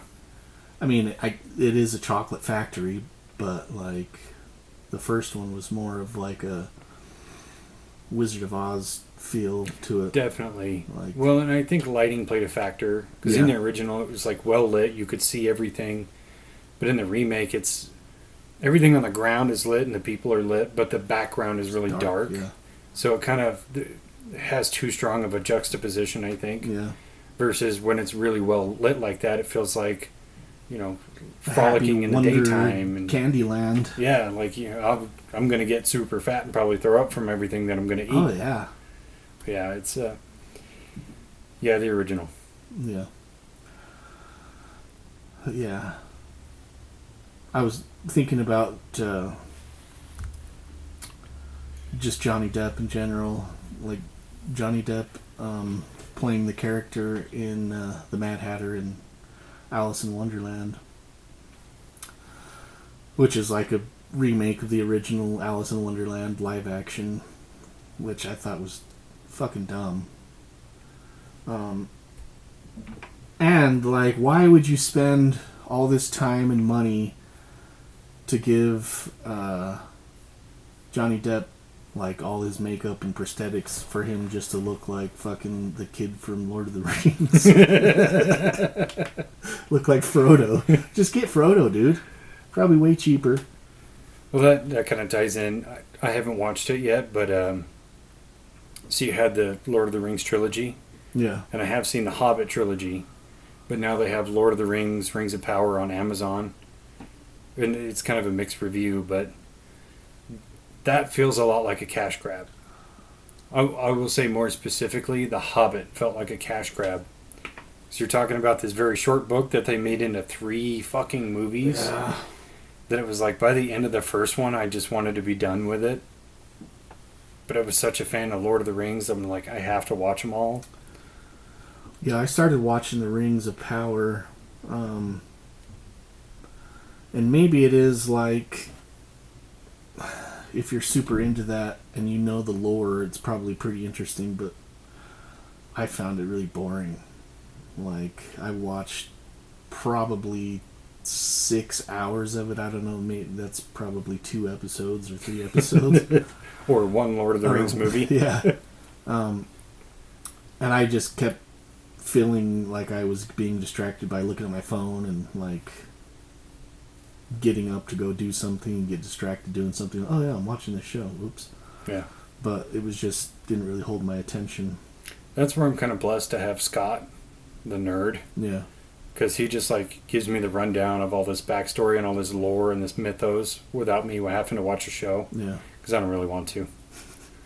It seems cool, but I'm just like, I don't want to dedicate 30 hours to watching this show. Yeah, well, like the first episode is like an hour and a half, and it's like showing the That's a origin fucking story movie. of the elves, like, and there's nothing really substance, just like, I don't know, man, it was just so boring.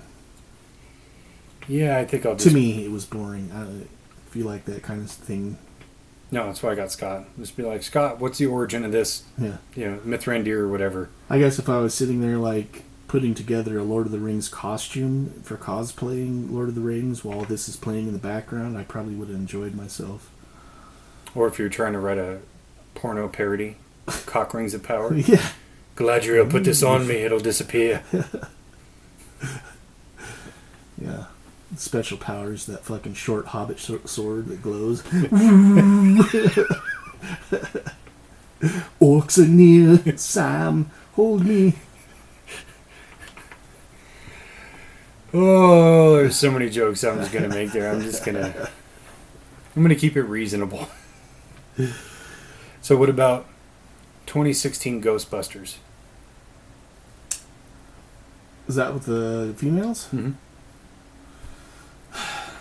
I liked it. It was funny. It was a fun movie, but it was Scooby-Doo, like live action Scooby-Doo. 100%. Total departure, it felt like, from the original movies, Ghostbuster movies. I did enjoy it. It was a fun movie, but it was, live action Scooby-Doo, 100%. What about the sequels? So I liked the sequels. What was the Afterlife and then Frozen Empire. Frozen Empire. Yeah, I like those. I mean, they're a little bit.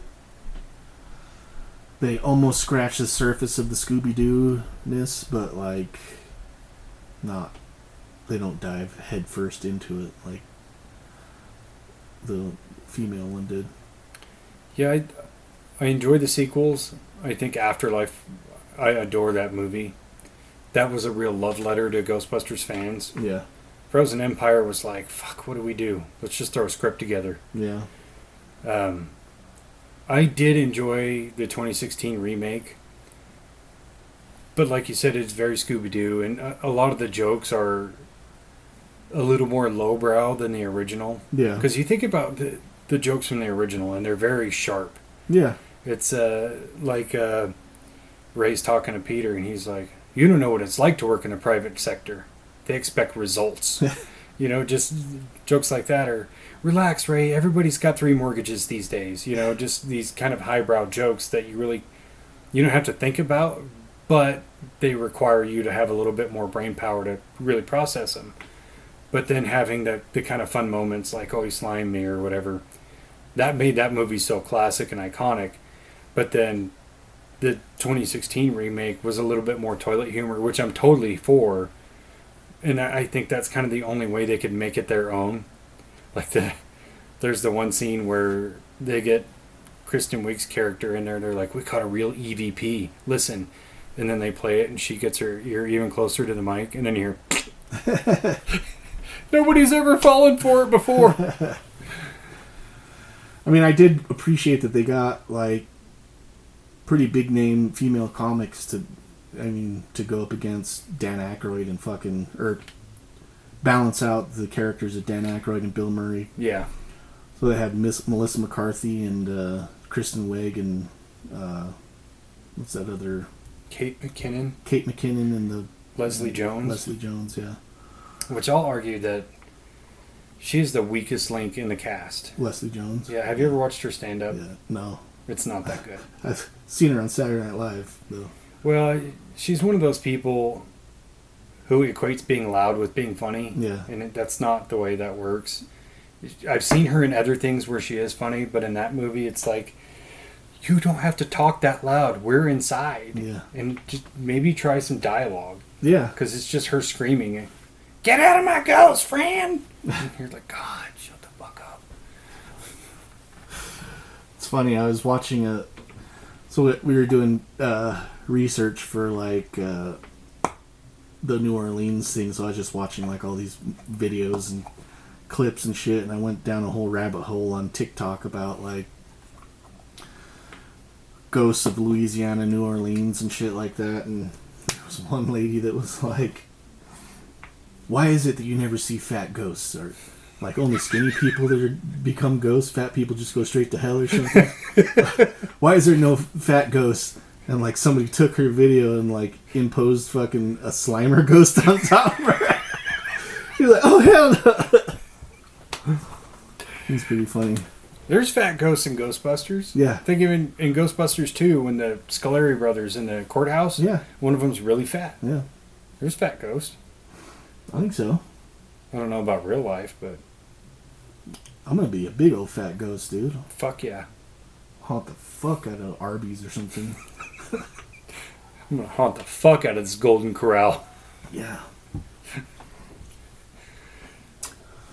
So what's a movie that you think should be remade? Ooh.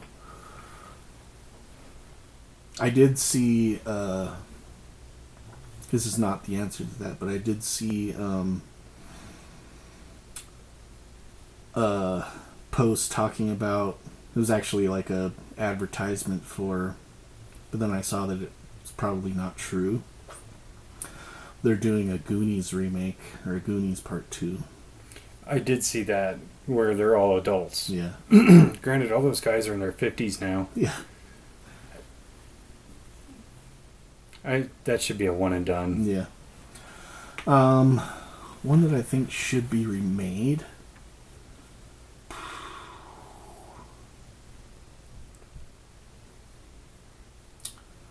I don't know, like, I'm thinking of, like, all the movies I loved as a kid and watched a lot as a kid.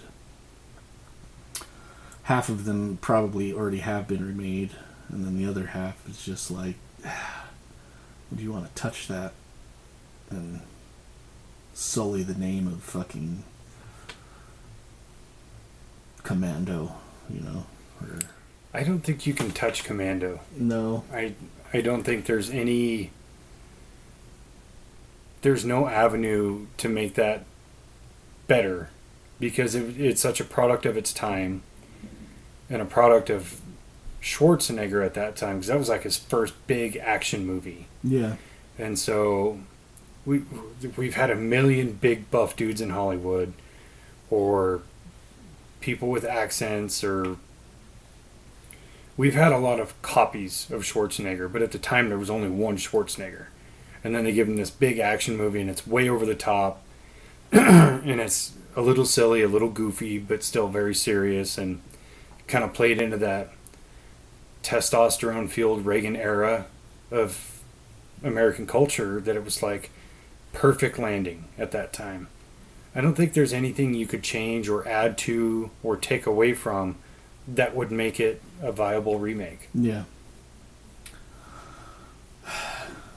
Yeah, I don't know. Like, there's so many movies that have been redone and rehashed, or there's so many movies that are similar to the plot lines of older movies that it's, you know, making a remake of one of these movies is, they've already done it, just titled it something different. Like, people that know. Yeah. I would say maybe like Tango and Cash, like, great movie, could be redone with like two big stars now. But who would you pick? Oh man, probably, I don't know. That's tough. I would have to legitimately like deep dive and come up with two kind of opposing stars to go into that. Right. Because you would almost need you'd almost need to follow like the prototype of those actors, where you had Stallone, who was kind of an over-the-top action star, but he was like super athletic and well built. So you'd almost need like Chris Hemsworth. And then for Kurt Russell, you'd need somebody with real comedy chops, but is still kind of masculine. Yeah. I don't know. I'd say maybe Statham, but he's already got fucking Hobbs, and it's like a buddy comedy action movie. That movie sucks so bad. Oh my god. Like, that third act where they go to Samoa just made me cringe. Yeah, I haven't seen the movie. Yeah. They get to Bad Way, and then they go back to Hobbs. Hobbs is the Rock, right? Yeah. Anyway. They go to Samoa to get help from his family, and they're all like... Sup, Oos? They take all of the Polynesian stereotypes, throw them right the fuck in there. It's just a big gumbo of stereotypes. Ugh. I guess I'll have to watch it. Don't do it sober. Yeah. Let's see, if I was going to remake a movie, first of all, I would pick a shitty movie that had a good plot. But I would want it to be a little bit more unique. And so I kind of have to go in a strange direction. So it's not exactly a shitty movie, but it's a really shitty actor. I would remake Under Siege. Oh. Yeah. Who would you choose to star? Literally anybody but Seagal. Literally. I don't know. I kind of like certain factors of the way he played that character. Like, he had kind of longer than regulation hair. He's like this big, tall... I'm not going to say muscular. He's never been fucking muscular. But he's a big, tall presence, and he kind of had like a bad attitude and things like that. I'm sure I could find somebody, but Yeah. that plot would work well because it hasn't been beat to death, and it would really just undercut like the best movie Seagal made. Yeah. Just to give him a big old middle finger. I like would that. also remake Ernest. Ernest Goes to Camp? Yeah. I'd find a new Ernest and just start remaking those movies. All the Ernest movies? Yeah. Ernest Scared Stupid. Yeah. How about a bumper sandwich, booger lips? I wonder who could be the new Ernest.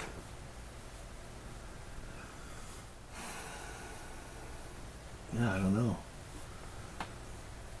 You know, actually, I guess it's being remade right now. 13 Ghosts. Really? Well, I think it's being made into a series. Oh, that's right. I did hear about that. I'd be down with that. I mean, the original was cool, but I think there's a lot of things that could have changed. Yeah. I think some of the cinematography was a little off-putting. There was a lot of flashes. Yeah. I think that like when I saw the trailer for it and kind of like got into the first like 15, 20 minutes of the movie, I thought it was going to be super cool, and then it kind of just rushed through. Maybe that's why they're trying to do it as a mini-series or a series, is to kind of stretch it out and tell more of the story. I mean, you got minimum 13 episodes. Yeah. 1 episode per ghost. 14, because then they all get released. Season 2, right there. Season 1 is introducing all the ghosts, and then Season 2 is them going to the house and dealing with the ghosts inside the house. I'd watch that. Yeah. I think we just came up with a... Netflix, give us a call. We'll hash out anything you want us to do, dude. Like, I just don't know why TV networks aren't just like beating down the door. yeah. Like, you guys have all these cool ideas. You've got Morons of Skinwalker Ranch. You've got How to Write Out the 13 Ghosts. What movies to remake. Mm-hmm. I just think we should stop trying to touch already good classic movies. Like, literally, just take movies that had a really cool premise or a really cool plot, but weren't executed very well, and just remake those. Yeah. Or if you're going to do sequels, stop trying to just make them bigger. Yeah. Because that's always like the biggest downfall with a sequel. Oh, let's make it bigger in scale and more effects and more this or more that. Sometimes less is more. You can tell a story with the same type of hardships, but like keep the person real, like keep the integrity of the character there, so that it's not like he's doing some crazy shit that's so super out of the realm of what an actual person could do, or Yeah. you know. And have actual human reactions. Yeah. Because you think about, and this is one of my like favorite character models, is Ripley from Aliens. So in the first Alien, she wasn't like the tough as nails Ripley that we know. She was just a normal person put in this extraordinary circumstance and had to overcome and outwit the enemy and do what she had to do. And then by the final act of the second movie, she's this big tough badass because she had to be. Yeah. So you got to see an actual character progression from beginning to end there, and then the whole franchise just went off the fucking rails. But yeah, don't... And even John Wick is bad about that. Like, showing all these basically superhuman things that these people are doing because you have to make the story bigger. Mm-hmm. And I don't think you have to do that. Like, did you ever end up watching John Wick 4? No. Yeah. Still haven't seen it. By the end of the movie, he's been hit by like 5 cars. He's taken a couple of like 80-foot falls. He's been shot at and through his bulletproof suit at least 100 times. He's had the shit kicked out of him, choked, hung, beat up. And you're just like, a normal person would have stopped. Yeah. Like, I stubbed my toe and I'm down for the day. Yeah. I can't come to work today. What happened? Well, Fucking coffee table got me again. yeah, I don't... Have you eaten breakfast? I don't want to make you lose your breakfast, but I stubbed my toe pretty good. Again. Was it broke? I can't bend down that far to look at it. It hurts so bad. It's just radiating up into my chest area. And I think it would just be best if I just laid in bed and watched Yellowstone today. All I've been able to do for the past 2 hours is just lay on my back, inhaling through my teeth like this. I'm still on the floor in the living room. I've been yelling at my wife to bring me a cup of orange juice, and she's telling me I'm being a baby, but whatever. I already yelled at her for making me go faster. You almost got me. Another reference, Easter egg to a YouTube video. Classic. Why don't you just make me go faster? So, a sequel that I think pulled that off as well, if not better, of character growth is Terminator 2. Agreed. Sarah Connor. Sarah Connor. She's just this soft fucking little rabbit of a lady in the first one, and in the second one she's doing chin-ups. She was pretty gangster in that movie. Yeah. She's like tearing apart weapons and putting them together. She's fucking jacked. Yeah. Granted, she's not a very big gal, but she was lean as fuck. Yeah. And yeah, I mean, in the first one she was just a regular, and that's kind of goes along with the story that she was like preparing for Judgment Day, and so she was just this hardcore fucking chick learning everything about weapons and fitness and doing push-ups and sit-ups and shit in her jail cell. She shaped her body to be a weapon. Yeah. And then you see her in Terminator Genesis, and like she's still that character, but she's way older. Yeah. And you're like, nah, I believe she could still kick some ass. Yeah. So yeah, I think that was, I would say probably on my list as one of the best sequels ever. Oh, by far and away. Yeah. It's, in terms of best sequels, T2, The Dark Knight, Empire Strikes Back, Aliens. God, it's hard to find any more outside of that. Yeah. Yeah, I mean, we've talked about almost all of those too, like Evil Dead 2. Mm-hmm. So like looking into this, I was looking up sequels of movies and stuff, and people have lists of like all the number one best sequels, top 10 list of sequel movies, and I think all of those are in the top 5-10 movies that everybody talks about. Godfather 2 being another one of those. But again, it was like, I feel like The Godfather Part 1, you're kind of, it seems like it was set up to be a trilogy. Yeah, right off the bat. Yeah, and so the first movie is a lot of just character building, and then the second one gets into the meat and potatoes, and then the third one rounds it out. Kind of like Star Wars, I think, was supposed to be a trilogy. So you get into the meat and potatoes in Empire Strikes Back of like, okay, this is the all the cool shit that they've been talking about in the first one. Okay, now we get to see it, like, why the Jedis are cool, and instead of just watching fucking Luke training in the swamps the whole time. So it's funny because the year one movies are typically really good. They come out with a big bang, and you establish that world and the characters within it and some of the rules of that world.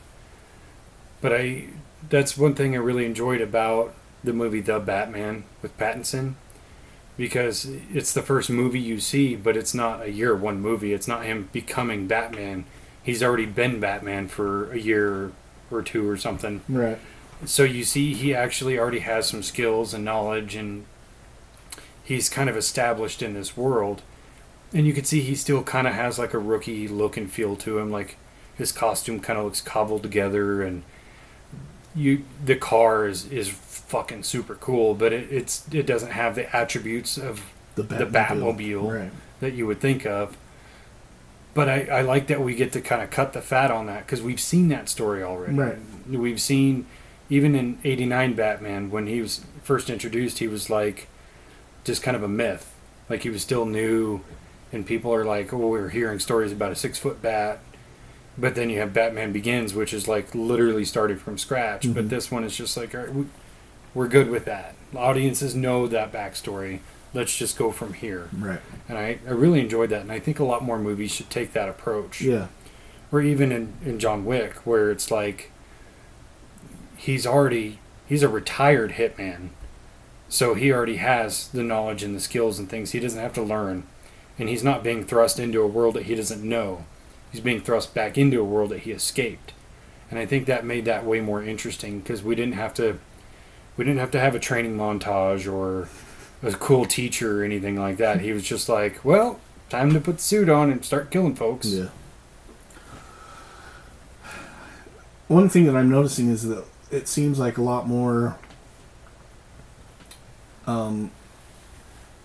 they're taking aspects of movies and making them into series. Like, have you seen that, The Continental? I watched 1 or 2 episodes of it. Yeah. So it's supposed to be more along the lines of the people that like are running the Continental throughout the years, I guess. I watched like 3 or 4 episodes of it. Kind of slow, but and then like we talked about Ted, they've got the Ted series. Mm-hmm. And then there's another one, The Lost Symbol. It's about the angels and demons and the Oh, okay. The Da Vinci's Code. Da Vinci Code, yeah. Da Vinci's Code. Da-Vinci's Code. Couldn't remember the name of that movie. That's because they stole it from us. Yeah, what a ripoff, dude. Fucking assholes. That one is actually, I watched like 7 episodes of that so far, and it's pretty kind of along the lines of that, like puzzle solving. What is he, a professor or whatever? Yeah. So that's a fun movie if you like those. I mean, series if you like those movies. It's kind of along those lines. There was also the one with Nicolas Cage, the National Treasure. National Treasure, yeah. National Treasure has a series also that was. Does it really? Good. Yeah. Oh. I think it's on Disney. I'd check it out. Yeah, it's pretty good. I mean, actually, I thought those movies were fun. Yeah.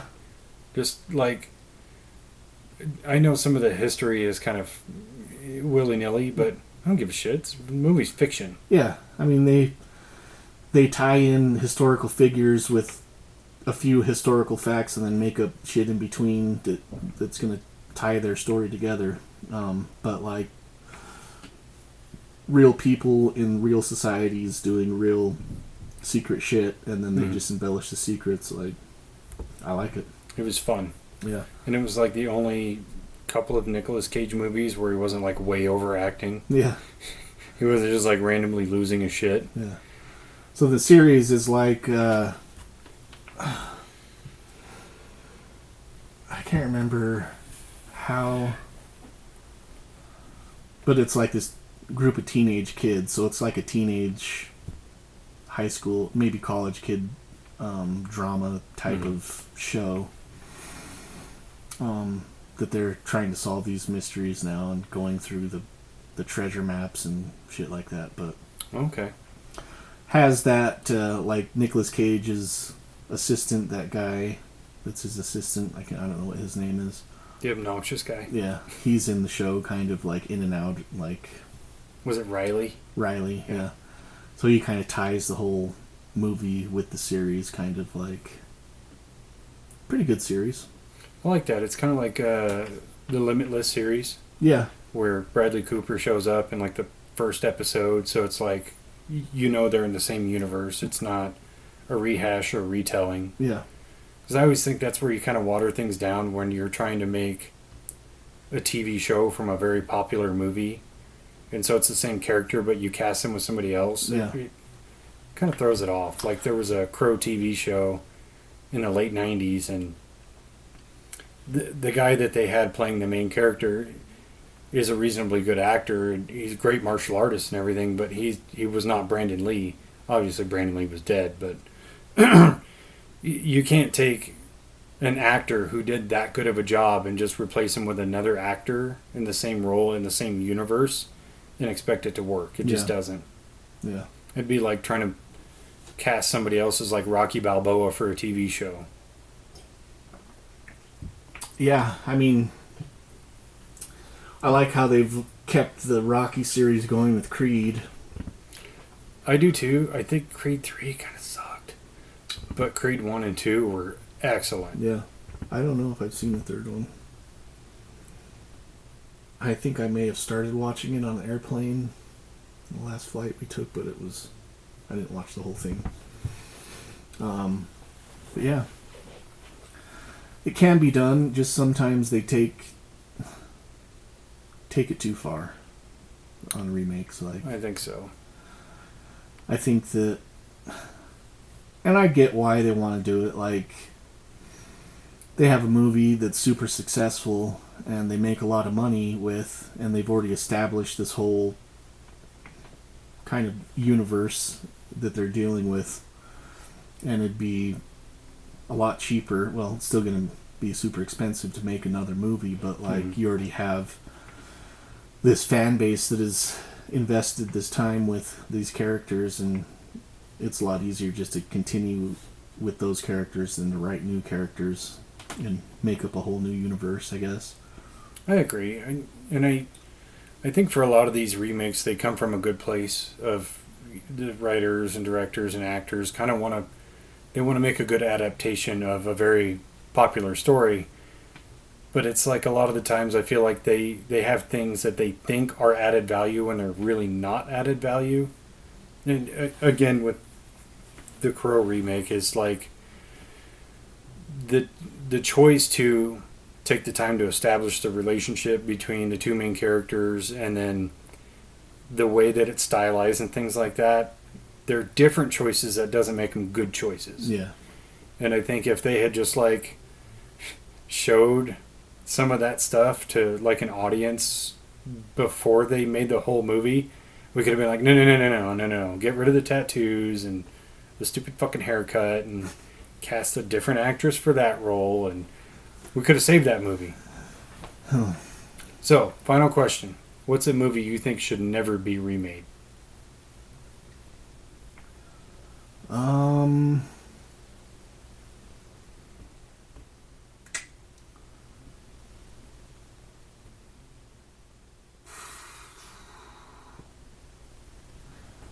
want to say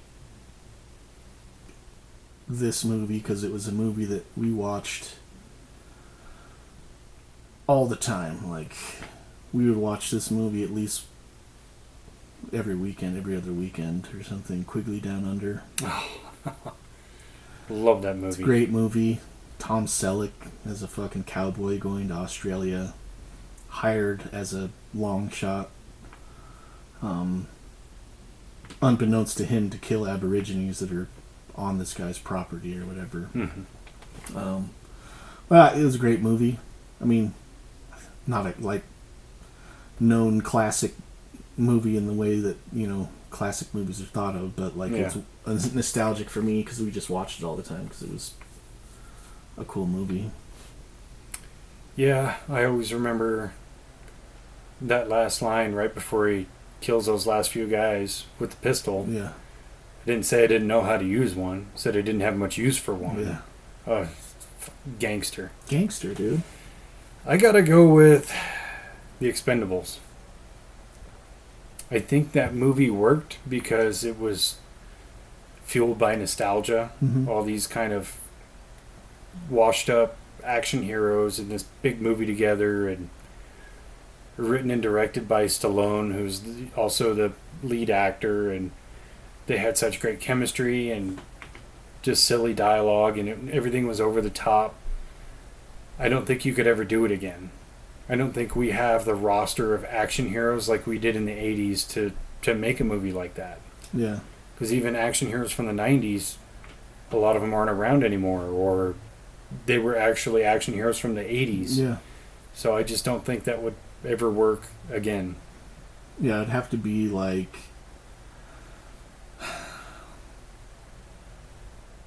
people that are starting to star in action movies now becoming big stars, and then 30 years from now being in an Expendables movie.